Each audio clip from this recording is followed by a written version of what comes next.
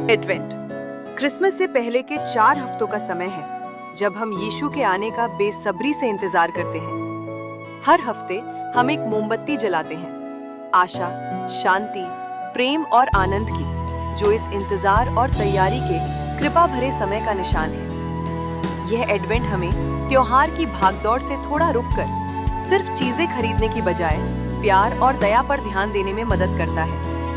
ये हमें सिखाता है कि दूसरों के साथ समय बांटना और उनकी परवाह करना क्रिसमस के लिए तैयार होने का सबसे अच्छा तरीका है। आप सबको एडवेंट के पवित्र समय की ढेर सारी शुभकामनाएं। ईश्वर आपकी इस तैयारी में आपको भरपूर आशीष और कृपा प्रदान करे।